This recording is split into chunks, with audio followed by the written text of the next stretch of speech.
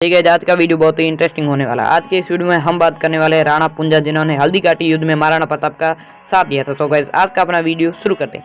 वीर राणा पुंजा भील एक ऐसे नायक थे जिनके पराक्रम से दुश्मन थर थर कांपते थे। ये भीलों के ही नहीं अपितु पूरे देश के महान क्रांतिकारी योद्धाओं में से एक हैं। इन्हें अपने जीवन में कभी भी हार स्वीकार नहीं थी।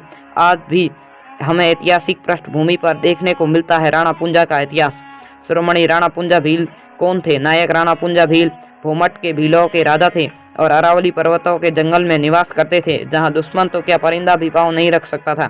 इन्होंने अपने समस्त क्षेत्र को चारों तरफ ऐसा रक्षा कवच बना रखा था कि कोई राजा भी इसके अंदर नहीं घुस सकता था।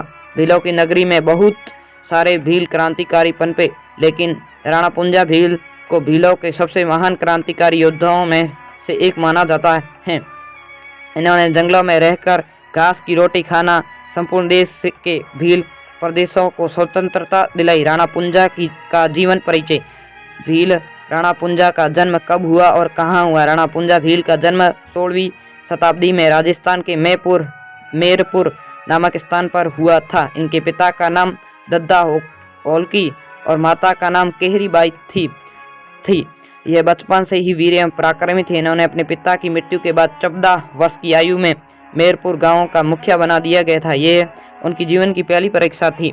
इसी परीक्षा में उत्तीर्ण कर समाज में उनका सम्मान और भी बढ़ गया और तत्काल ही भूमट का राजा बना दिया गया और पूरी मेवाड़ में राणा पुंजा की जय जयकार होने लगी। भूमट अरावली की पहाड़ियों में था, जो आज भी राणा पुंजा की वीरता के लिए प्रतीक हैं। महाराणा प्रताप और राणा पुंजा भील।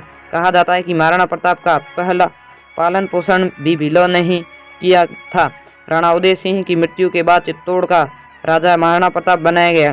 मुगल सेना का राजा अकबर चित्तौड़ और अपने कब्जे में लेना चाहता था, लेकिन मेवाड़ के समस्त राजाओं को अपनी ओर मिला लिया था और सभी राजा अकबर के गुलाम हो गए थे। अकबर ने महाराणा प्रताप को संधि का प्रस्ताव भेजा, लेकिन महाराणा प्रताप ने अकबर के साथ अपनी संधि स्वीकार नहीं की और महाराणा प्रताप ही ऐसे शासक थे जिन्होंने अकेले अकबर के खिलाफ थे।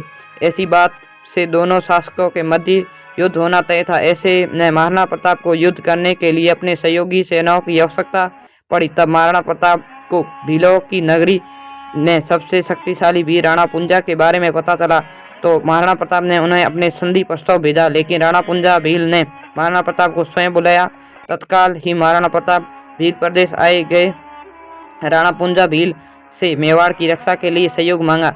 राणा पुंजा भील महाराणा प्रताप को कैसे मना करते, क्योंकि महाराणा प्रताप को भी भील जनजाति ने ही पाला पोसा था।